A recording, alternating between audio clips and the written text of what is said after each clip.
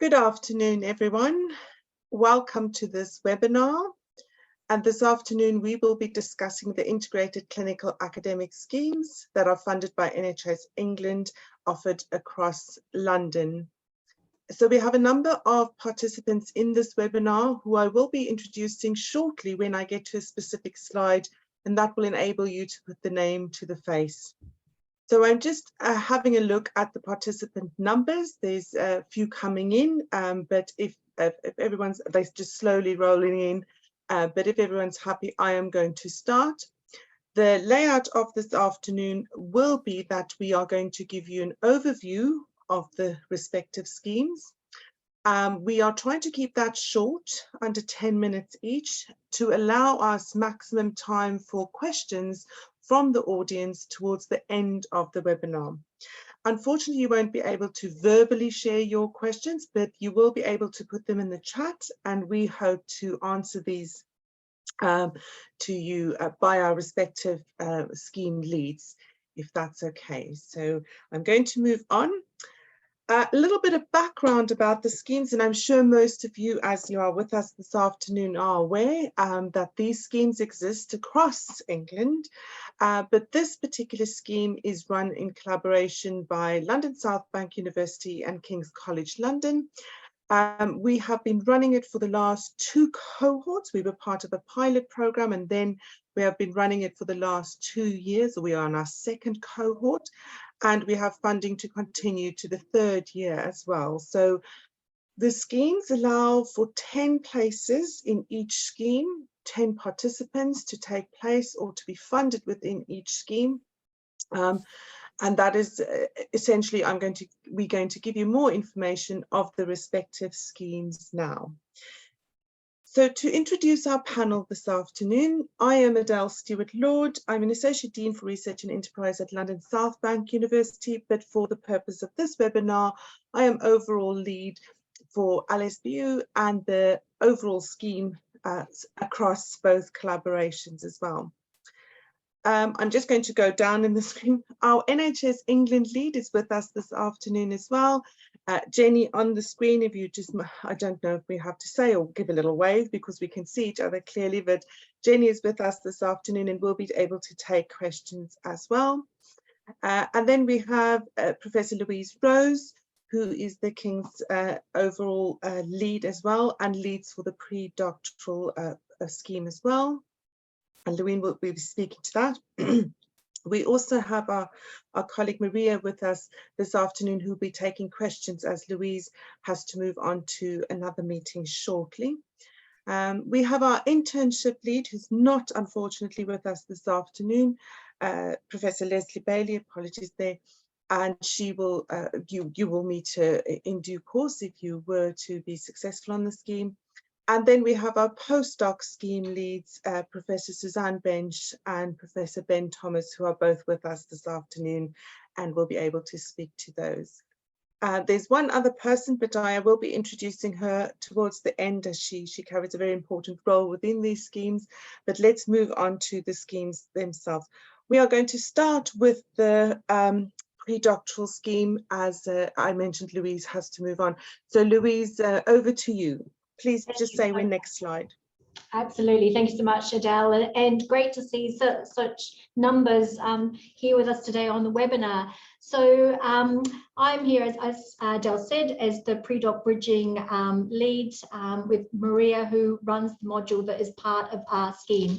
So the scheme comprises approximately 332 study hours, which is equivalent to 44 days. We run the scheme from January to December, but very much the time that you allow to participate in the scheme is taken flexibly within your NHS organisation. However, this must be negotiated with a line manager, and a letter is required with your application to assure us that you have spoken with your line managers and they're in agreement in enabling you to have this time to participate in the scheme.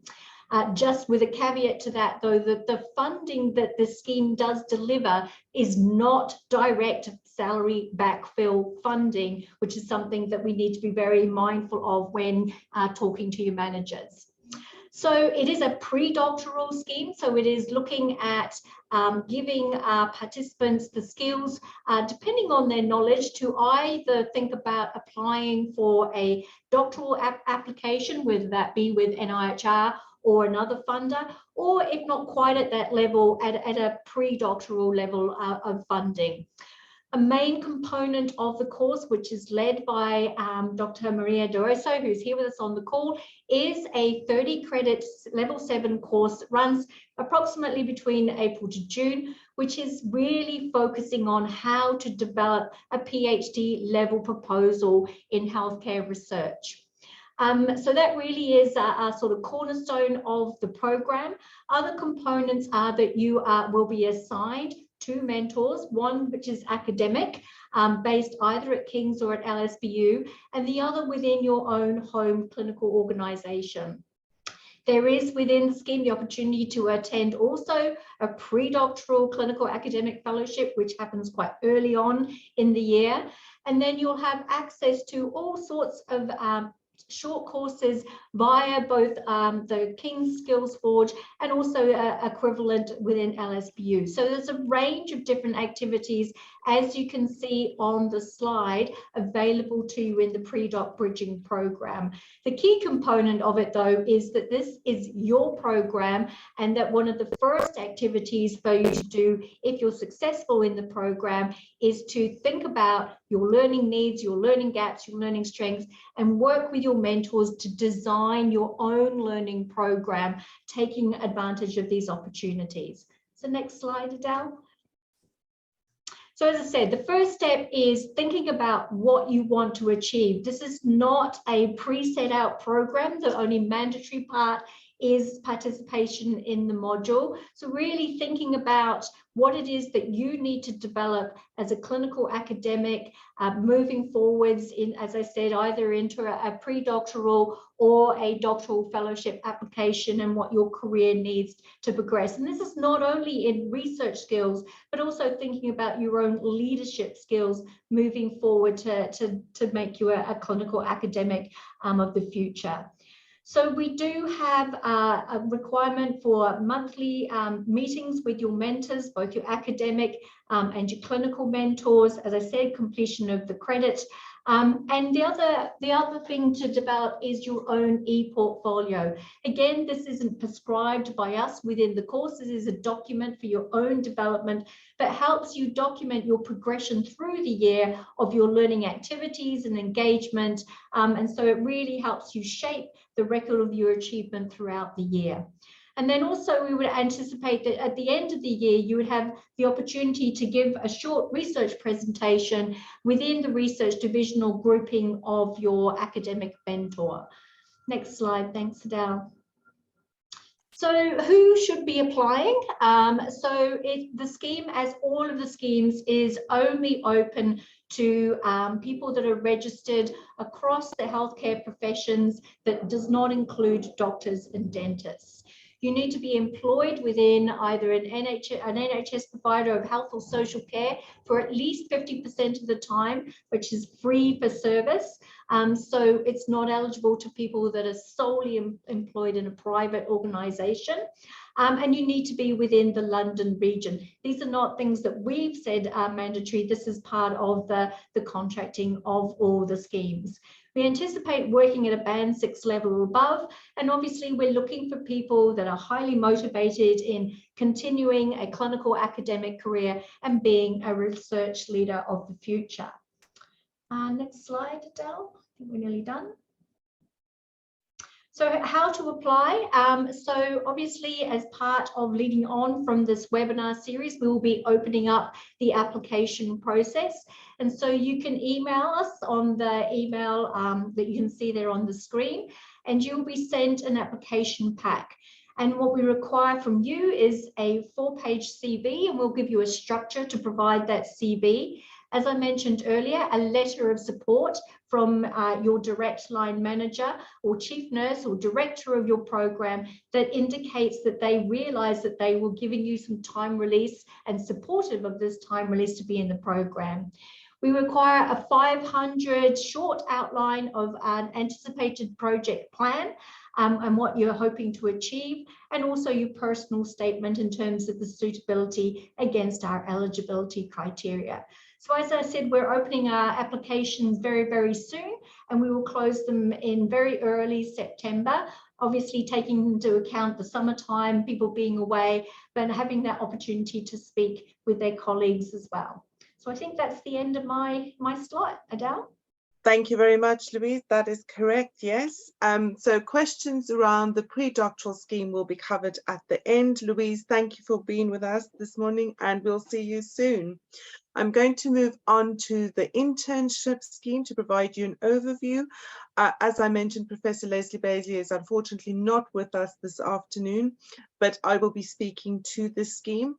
There's lots of information on the screen. We provide that so that you can have a look at it again afterwards if you needed to go back to any of these points, but of course we don't need to speak to, I won't be speaking to all of these points, but the internship, the internship scheme overview is a scheme that provides interns with a starting point in their clinical academic career pathway as such. So we have 10 places available within this scheme, and this scheme equates to approximately 360 study hours over 2 days a week. How this works is there's a number of dedicated study days at the university in which you engage in academic or theoretical learning, and then the other days per week is that you are actually engaged in activities that enhance your research portfolio or your research development, which might be mentorship, which might be observations, so range of activities to undertake to grow your research capability as such.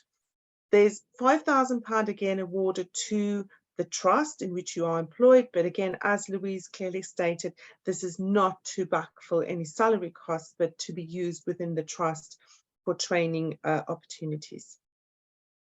To give you an outline of the 360 hours, we've put in this little table, but you can really see 24 hours is related to the theoretical learning as such, which takes place monthly. Then there's the clinical academic mentorship, again, as with the pre-doctoral scheme, that you will have an academic and a clinical mentor, either from the academic mentor will be from LSBU or KCL, or then your mentor within the clinical environment from hopefully within the institution in which you are employed. 150 hours is approximately dedicated to self-learning development, and then we have a work-based placement which equates to approximately 180 hours as well. So you can see how this program is designed and developed, and this helps you to think about before applying, how am I going to fit these hours into my working pattern? What are the expected outcomes? At the end of this, we really expect you to have some research competencies. We call it a research competency document, but it's really also an e-portfolio containing evidence of the learning that has taken place over the period of the scheme. We also expect you to produce an e-poster at the end of the event, and we usually get together where you present your research proposal. Please note there's no expectation that you actually conduct any research during this internship. The internship is to enable you to design a research study. So just to make that point very clear. We also enroll the interns onto a work-based learning module. This is provided by LSBU and accredited by LSBU as well as a 20-credit CPD module. You can submit a portfolio of learning for this to obtain this additional credit, but this is not a requirement. This is optional within the internship scheme. Most of our participants do choose to do that because that provides them with an accreditation of the work that they've actually undertaken within the internship. Talking about eligibility, again, very similar to the pre-doctoral, 50% of your time working within the NHS. You need to be currently active in a clinical post where you spend time with service users and can demonstrate this adequately as well. And also we look for experience of different. We talk about agenda for change banding at the moment, but we will consider anyone depending on your background and your engagement with researchers. We do expect an honours degree, that you have undertaken an honours degree before to enable you to work at this level. But we have considered people with master's degrees as well in the past, depending on what type of master's degree you have done. So we don't want to exclude anyone, but it is really for people that are new in their research careers and new as clinical academics. So not for people with research experience to date. So the application must include a rationale for why you are applying, an outline of the plan, and this is what I mentioned earlier. If you think about all those hours that you have worked, thinking about, well, how are you going to spend your time in work-based placements to gain experience and exposure to other researchers. In addition to that, is an idea for a proposal. We do not expect you to design a whole proposal, but a research idea up to 500 words. And this enables you to start thinking about what is the proposal that you're going to develop during your internship. Also an up-to-date CV, and we do require a supporting letter from your line manager as well. I'm now going to hand over to my other colleagues, both Suzanne and Ben. I think Suzanne is speaking to that, but both of them will take questions towards the end. Over to you. Thank you, Suzanne. Thank you, Adele, and hello, everybody. Thank you for joining today. I'm going to talk to you about the postdoctoral bridging scheme that is delivered through London South Bank University, but obviously in collaboration with our King's College London colleagues. This is the newest of the bridging schemes, and as Adele alluded to earlier, we ran the first pilot within London 3 years ago, and following that successful pilot, we're now on our second cohort, and we have a third cohort coming up. So this scheme really reflects the fact that even when you have your doctoral level qualification, that's not the end. And it's really hard for many people in practice to actually take that next step. It's very easy to get your doctorate qualification, go back to your clinical role, be overwhelmed with the operational service delivery priorities, and actually to stop there. But the aspiration nationally is that we don't stop there, that we support and encourage people to become senior clinical academic leaders within the NHS. So the postdoc scheme outline is very much taught around a sort of individualized approach, not so much focusing on the project itself specifically, but aiming to develop you in all of the aspects of advanced practice. So it's mapped against the advanced practice framework and all of the pillars of the advanced practice framework. There is oh, could we go back? Thank you. That's okay. So there is some talk content in the guise of masterclasses that are run every other month. So the scheme starts in January, February and runs through to December. Every other month we have an online half-day masterclass that is on a Friday. And that covers what we've identified from the people that we've had through the scheme to date, key areas of development. For example, thinking about how you develop your collaborations, how you publish in high impact papers, what we can learn from previous people who've had experience of having success with postdoctoral applications. So there's a range of masterclasses that run. And in addition to this, a really important part of the scheme, and one that we've done today, and I don't know if any of you joined us earlier on, but we have 2 debates which are run by the participants of this scheme around contemporary issues related to clinical academic practice for healthcare professionals outside of medicine. And these debates are a really important part of the scheme because they help people to develop their profile, to develop their presentation and debating skills, and get their presence out there.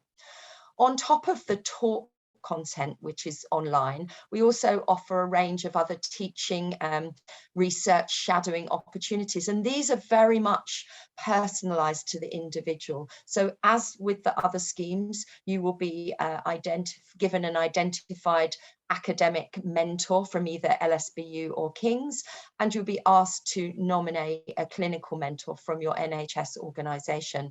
At this stage, many people already have mentors and people that they've worked with, and sometimes they choose to continue with those as well. And with them, you work out what are the objectives that you want to achieve by the end of the scheme.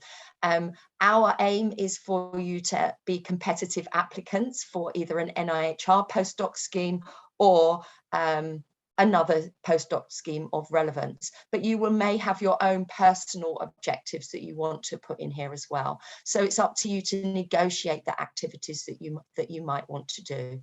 And similar to the other schemes, we also ask you to complete a reflective e-portfolio to demonstrate your progress.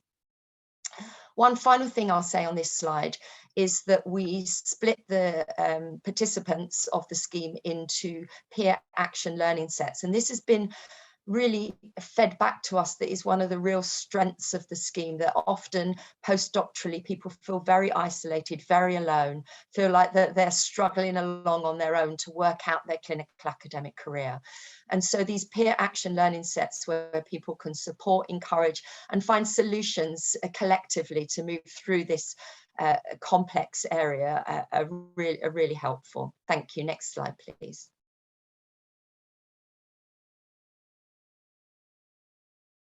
It hasn't changed. Okay. So there are some expected outputs. So we do ask that at the end of this scheme in December that you present your learning in relation to your personal objectives and talk about the progression and what you've learned during the scheme from a whole range of things, both in terms of perhaps project methodology, collaborations, yourself, where you're going in your career, and also a sort of draft sort of postdoc application. We do this orally at a face-to-face event at LSBU, and it's always a really nice opportunity to all get together, having had all of the masterclasses online previously. I've talked about the e-portfolio, and we also expect you during the scheme to have by the end of it to have an individually tailored development program or an outline of one that you will need if you are applying to the NIHR or many other schemes for a postdoctoral award. So next slide, please. The eligibility criteria for the first 3 points are the same as you would expect. You have to be working in the London region in an NHS provider of health and social care or social care. However, of course, you do need to have a doctoral level qualification to be eligible for this scheme. And you need to have that awarded by January to actually start on the scheme going forward. It doesn't matter whether your qualification is a PhD, a professional doctorate, a clinical doctorate, a doctorate of education. We don't care what the doctorate is in as long as you have that level of doctoral qualification. And there's no previously there was this issue around you had to have had it within the last 5 years. That timeline has been removed. So as long as you have a doctoral qualification, you are eligible to apply. And the other things are really quite similar. You have to demonstrate clear motivation to apply for a postdoctoral award and motivation and potential to be a clinical and research leader of the future. We also ask that you have one accepted publication in a peer-reviewed health journal, and we would expect most people to have that as part of their post-PhD process. So I think that's my last slide. The outline, no, it's not my last slide. How to apply is very similar. So you can read it on here. But I think the really important thing Louise highlighted earlier was around the fact that the letter of support from your organisation, and for this scheme really does need to be somebody at that higher level, the chief nurse, director, but you also need to engage with your line managers as well, because when they are signing that form, they are saying that they are committed to giving you those protected hours, 200 over the scheme, and that does not pay for backfill. You get the £5,000, but that is definitely not going to cover any salary. So they do need to be committed to giving you the time that you will need to be able to deliver on these objectives. So I'll stop there. Thank you. Thank you, Suzanne. This next slide is just an overview of the summary of, sorry, there's a echo, I'm just checking. Apologies, people, I'm just, anyway. I'll speak now. The next slide is just an overview of the respective schemes and their application dates, timelines, when we anticipate they will be running. So again, this is information sharing. You are respective potential applicants, so please have a look which dates might be applying to you and the ones that you might wish to note. Of course, we will have a copy of these slides available for you afterwards as well. Before we move on to questions, I have put Tina's name on the last slide, and most probably because I think, well, this is my personal opinion, these schemes will not operate without her. She is, for me, the most important person in all three schemes. So a big thanks to Tina for all her work that she does in the background. Any questions as well, please feel free to contact her directly. She's usually the first point of contact. She can direct you to the respective websites, to the respective individuals, and usually she can answer most of the questions as well. So Tina, just a very big thanks from all of us to you, because I think as administrator, often it's challenging to all the work that happens in the background. So if there's anything this afternoon, people please note this email address as well to be helpful. So I'm going to stop sharing at that point, and I'm going to go over to questions. I note there's a few in the chat. So what we've agreed is I will read out the question, and please feel free to keep on adding them in the chat. I might ask some of my colleagues to respond to the questions if I can't comment them, or just to allow other people to speak as well. So I'm just going to go to the questions. For the pre-doc program, what are specifically asking our manager in relation to the time out of NHS work? Maria, do you want to speak to that? Yes, of course. Thank you, Adele. So in terms of time release, as Louise explained in her presentation, is flexible. It's a flexible scheme, but obviously there will be some of the delivery of it. For example, the module we deliver is delivered in 6 full days of teaching that are face-to-face.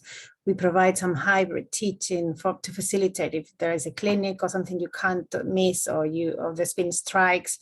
But ideally, at least that teaching time, when you are expected to be at the university with your peers and engaging on the teaching, that would be ideal that you release then. Then individual meetings with your mentors and any other work that you identified that is important to do during this pre-doctoral or any other training is flexible, and you can decide when and how you're going to do. But ideally, we expect you to attend the module content and teaching on the dates that is delivered. Thank you. Thank you, Maria. And I note the second question also relates to the pre-doc, and I wonder if you might just want to speak to that. Are we expected to carry out a research project during the pre-doctoral scheme? So again, this scheme is very flexible as to what you need to do in order to be as ready as possible for the next step. That would be applying for a doctoral, application and being able to do a PhD. If what you need at this stage is to gain some more research skills or collect some data that would strengthen your application, then it might be appropriate to do that.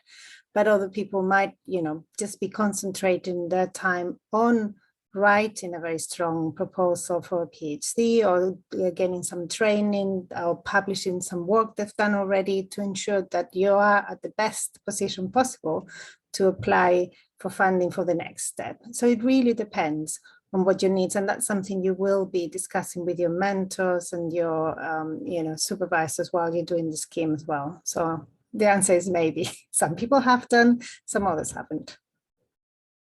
Thank you. The next question relates to recording. I'm going to hand over to Tina just to tell us what happens after today for the participants. Thank you.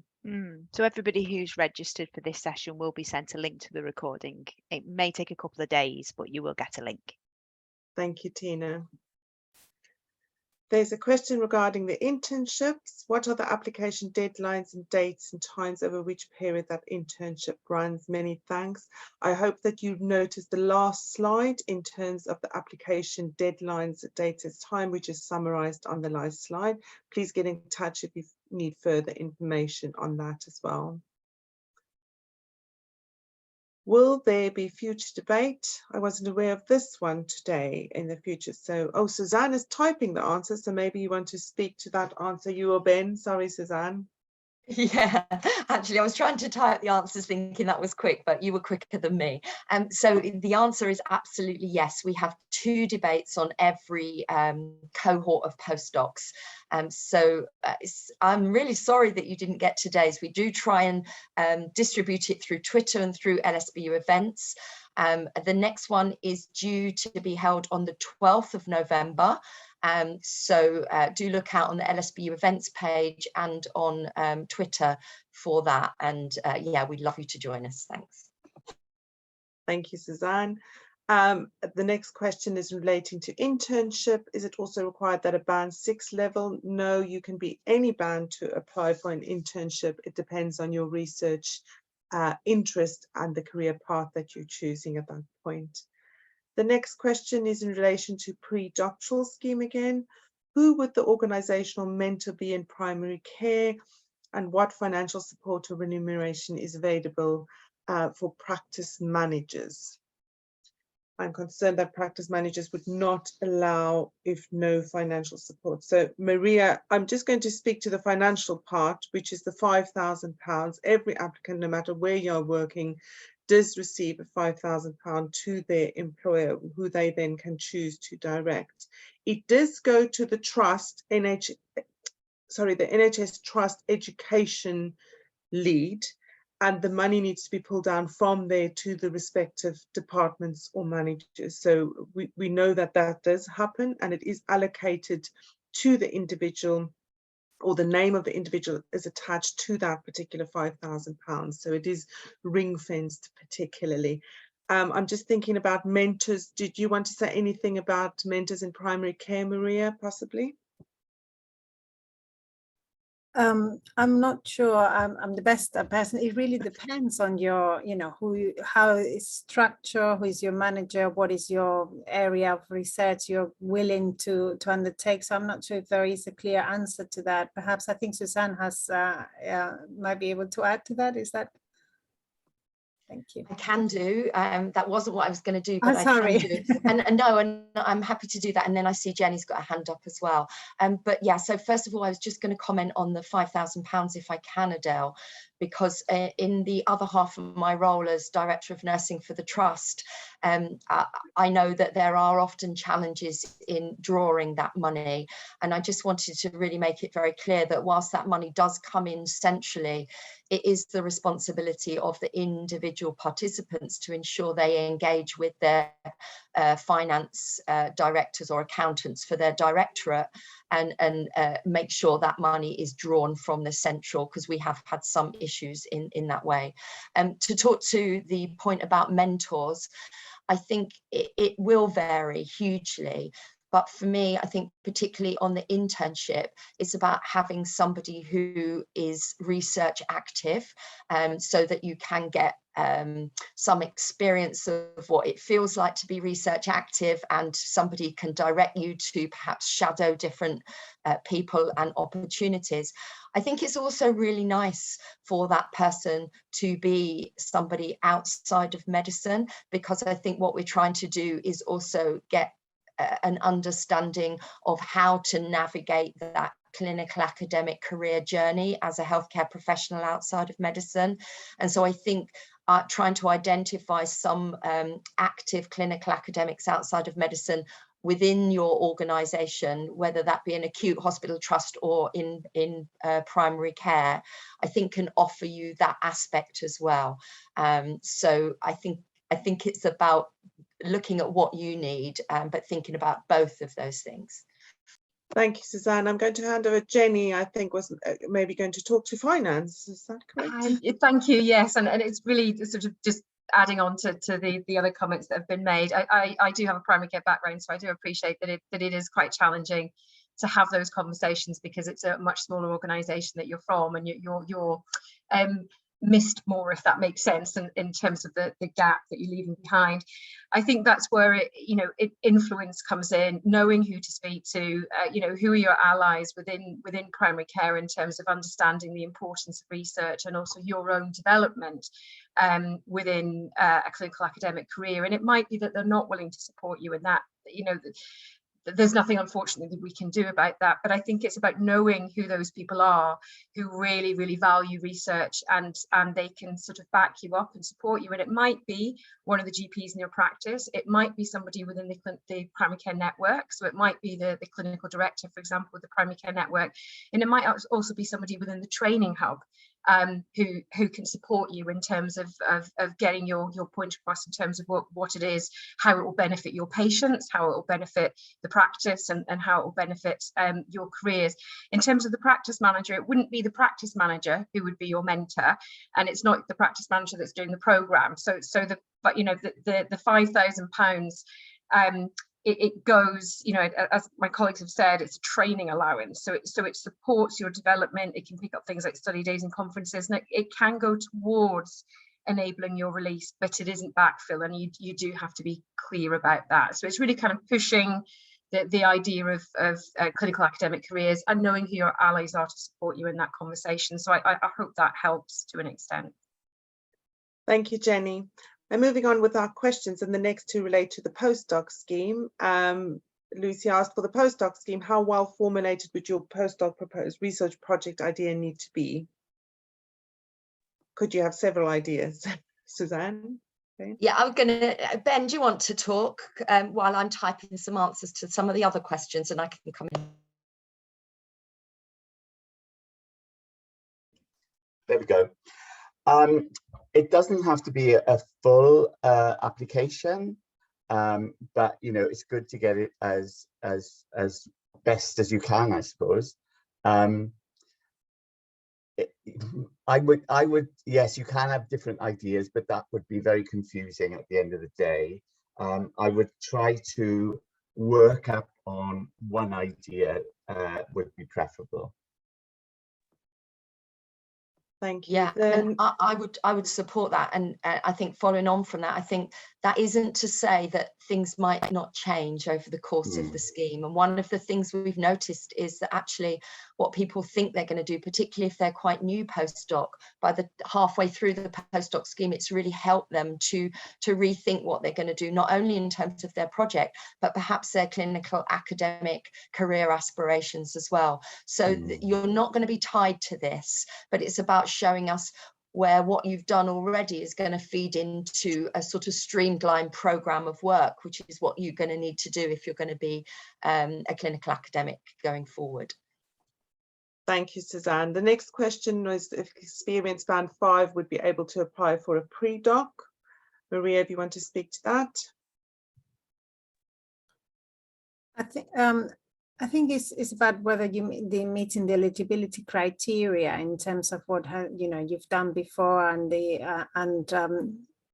might be employed at that band level, but do you have other experiences and have experience of research, maybe some publications and contributions. So we look at the whole, the application as a whole and consider that. Thank you. For the internships, are there specific days the program run? Yes, this is correct. We run our internship scheme on Fridays usually. They are dedicated dates. As soon as you apply for the scheme, you'll see the dates are advertised on the application portal as well. So you'll see them and they will be released to you at interview as well to tell you exactly what dates you will be engaged with for the next few months if you were successful. For pre-doctoral opportunities, is there an option to use these as a bridging scheme after an NHR pre-doc fellowship while awaiting for publication? So Suzanne, I think you clearly said there, no, that is not possible. Yeah, I mean, I'm not running the pre-doc scheme, but I don't think it really thinks, are you talking about if you've already done a PCAF? So if you've already done an NIHR PCAF, I think really the next step is going to be for you to apply for an NAHR doctoral clinical academic fellowship or another doctoral scheme. I don't think you would gain very much from doing a PCAF and then going back to do the pre-doctoral bridging scheme, but Maria might have another thought on that. So I mean, it really depends. It seems like a year is a bit too long. You probably should be ready if you after doing a PCAF to be ready to almost to submit. It could be, as you said, that you're trying to strengthen your CV, so doing some more publications, and whether your proposal, you could benefit for doing the module that runs from April to June to strengthen that proposal. But we will have to, when we look at applicants, we need to find out who's going to benefit most of taking and is at the right level. So while I'm not saying do not apply, I cannot guarantee, because we want to give the opportunity to those who are going to benefit most of the system. And if you've already had most of the training needed for the next stage. So it's not, impossible, but it sounds like you've probably had the training that you need for the next stage. Yeah. Thank you, Maria. The next question relates to the internship, and the question is the assumption for staff to complete the internship and then go on to a pre-doc? And I would say no, that is not necessarily true. Interns and pre-docs are applicants that are at completely different parts of their career pathways. Internships are generally for people that have no research experience, not conducted anything. I think there's quite a gap between the two, and it's not logical always for people to do an internship and then go on to a pre-doc. Some can. We're not saying you can't. It's just not an expectation because they are designed for people at different levels of their clinical academic career pathways. Question regarding the internship start time in December, and then we finish early June, the subsequent year. That's the timeline for the internship. Within the postdocs, could you also hold an NHR DSE award at the same time? Suzanne, I don't know if you want to comment to that. sorry, Adele, I missed the question. I'm typing answers. So. Oh, good. If you've answered this one, I may not have. Say it again. It says, within the postdoc scheme, could you also hold an NHR DSE award at the same time? Yeah, actually, we have had a few people that have had those awards simultaneously. I think, again, it's individualized. We would look at the person holistically and look at what they're going to gain from the postdoc bridging scheme if they've already got a DSE award. Quite a number of people who apply for the postdoc bridging scheme have also applied for the DSE award, and so they don't necessarily know the outcome. So they're not mutually exclusive, as it were. So yeah. Thank you. Our next question says, regarding the pre-doc scheme, can the NHS mentor be within or outside of my organisation? And I just want to say, I think this applies through all the schemes. Ideally, your NHS or clinical mentor should be within your organisation, unless there's not someone with suitable experience to support you within your own organisation. I think I've captured that, Maria, unless you have anything specific to add to that. No, not really. Yeah. Thank you. Suzanne's typing this next question, so should I just leave it then as you typing the answer, Suzanne? You need to be a bit quicker there. Sorry, I'm joking. Is it about allocation of mentors, Adele? Yes, from non-KCL or LSBU universities, academic mentors, I'm assuming. Yeah. So as I said earlier, I think we do recognise that once you get to the postdoc level, you've probably got a range of mentors. Hopefully you've got career mentors, you've got academic mentors, you've got supervisors that you've had as part of your PhD, for example. So we fully accept that you will have other people that are guiding you and supporting you. However, during the postdoc scheme itself, in addition to all of those, and you can keep all of those and they can form part of your progress, you will be allocated a mentor from either London South Bank or King's, because the funding comes to London South Bank and King's for those roles. And so we wouldn't be able to go outside of there and ask anybody to provide that mentorship. But that doesn't mean to say that you can't bring in other people. And we've had some examples where we've had sort of tripartite meetings where we've had the LSBU or KCL mentors and other mentors from outside that join those meetings. So it's quite flexible. Thank you, Suzanne. The next question is about financial implications for participants, i.e. course costs, if there's any, and where we can get help for that. So I think Suzanne also just alluded to that. Your course content or your fees for the universities or the taught components or tutorials or masterclasses, whatever, they are actually funded already. So you will not be required to pay for any of those courses. They are funded through the scheme as well, and NHS England pays that directly to the university. So being accepted onto the scheme, those are funded directly. If you choose to do any other course during this time, of course, you will be required to pay for that, but we provide adequate resources or content specific courses within the schemes for you to engage. So there's no requirement for additional financial implications as such.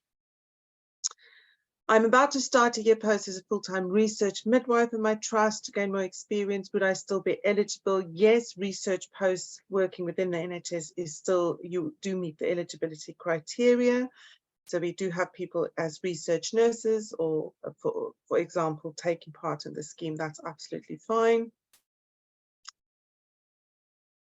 Is it okay to approach clinical academic mentors outside your own trust and LSBU to support you on the program? I think this question is very similar to what Suzanne has answered. So I hope that you feel that has been answered adequately for you. For the internship, would some non-clinical research experience, i.e. before qualifying, be okay? Yes, absolutely. For the internship, we consider any type of experience. So whether it's audit or service improvements or any type of experience or exposure to research would be considered some type of experience. Remember, we don't have expectation that you've actually led on research or been involved in any particular research project, but it's really important, as this is your start of your clinical academic career, is how do you demonstrate your interest in this area and your engagement going forward. So that would be fine. Are there any dates available for the pre-doc scheme module, and what date typically does this course run on during the week? Maria.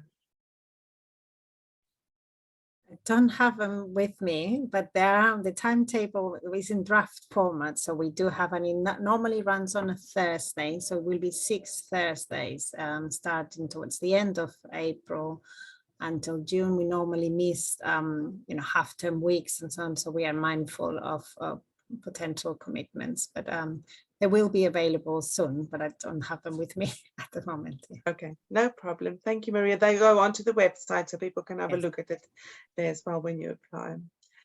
There was a recent question, what is the 5,000 intended for if not for salary backfill? So I think Jenny mentioned this earlier, maybe this was missed, but again, Jenny, if you want to please talk to the 5,000 and what it is intended for to be used within the respective NHS trusts. Thank you.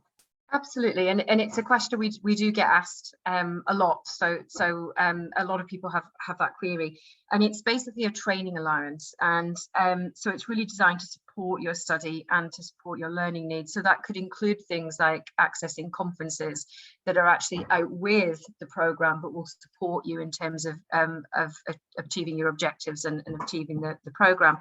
It can also be used towards the costs to ensure that you're enabled to complete the training and be released for it. But we are clear that it's not backfill. Backfill basically implies that it covers your salary to release you, and we can't do that. That's just not something that we're able to provide.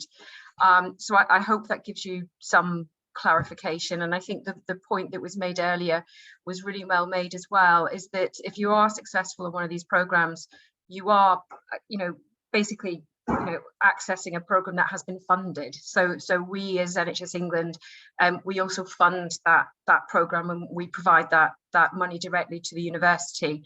So you're not liable for the fees to the university. So I think that's another important message to remember.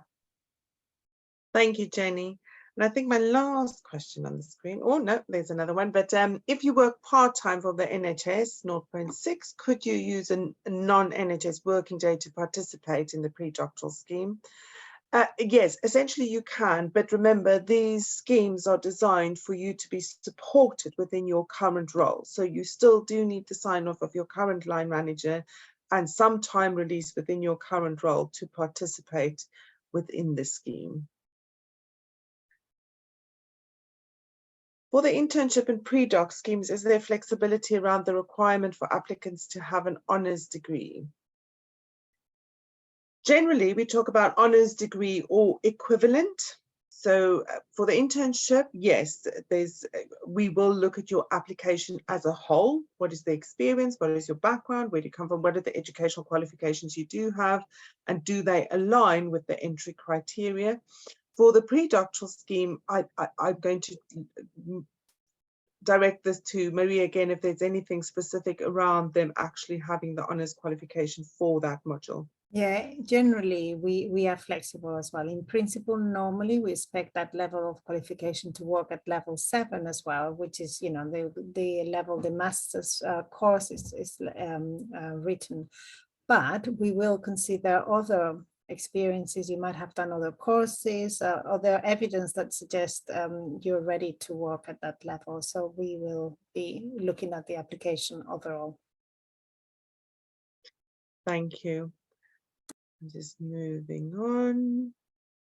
I'm on an NHR-funded ICA doctoral fellowship, spending 20% of my time clinically. Does this mean I'm not eligible for the postdoc scheme when I finish?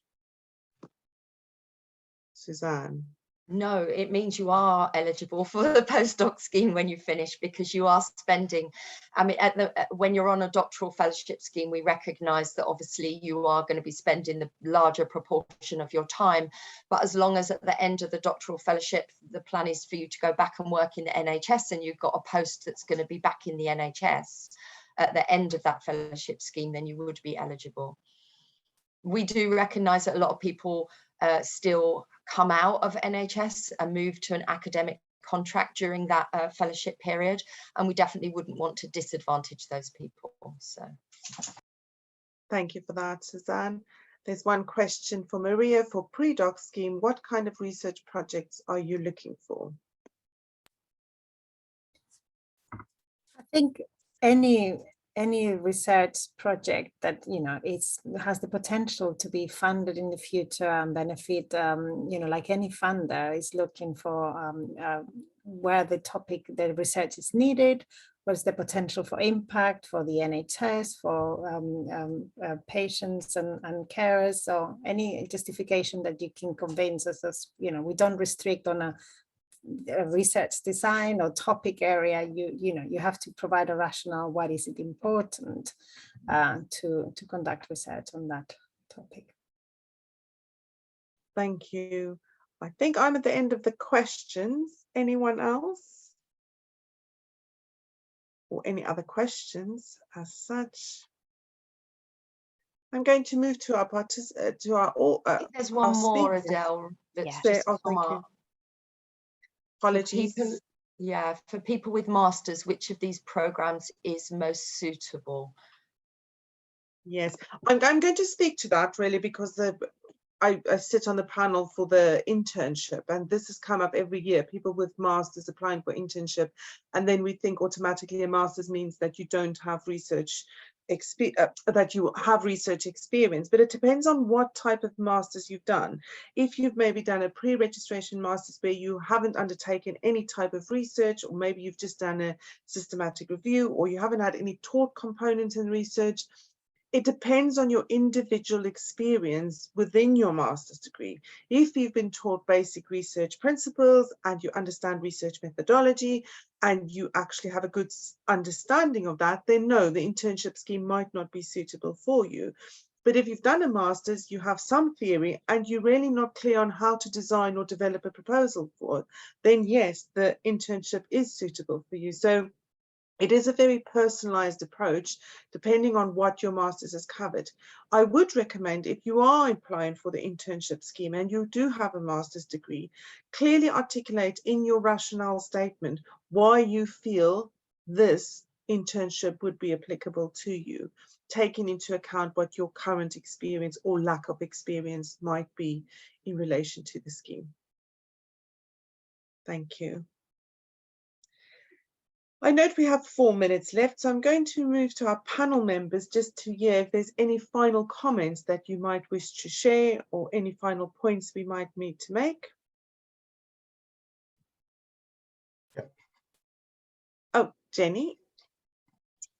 I just wanted to say we've got so many people on the call, and that's absolutely wonderful. And obviously a lot of you will have contacted me as sort of the first port of call in terms of putting you in the right direction going forward with questions of the programmes. This is something that's really important to us as NHS England. You know, we really want to develop more non-medical clinical academics, basically, and increase that research capacity. So I'm just so excited and pleased that we have so many people on the call, and I really do hope that you go forward and make applications to the relevant programme to you, and good luck. Thank you, Jenny. Over to Ben.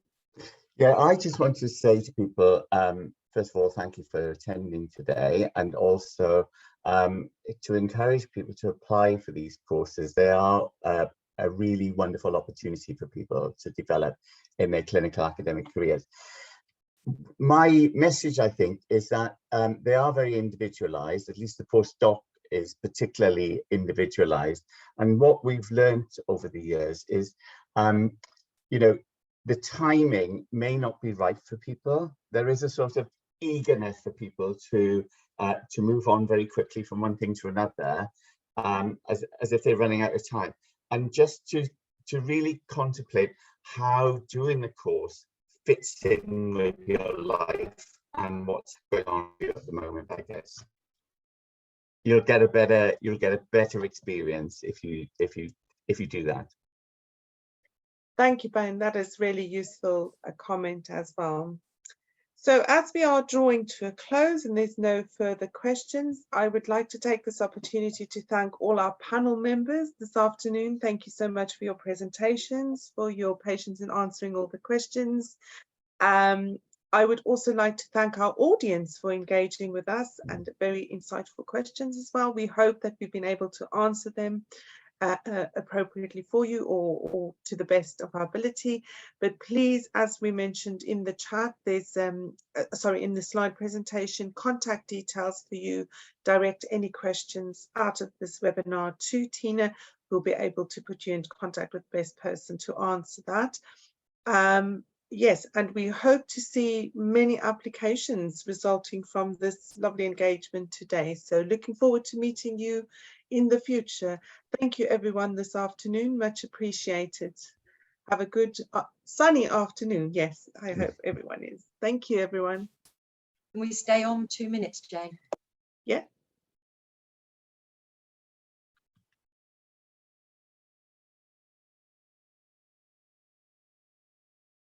Just because we finished very suddenly after the debate, and it's nice just to have a couple of minutes just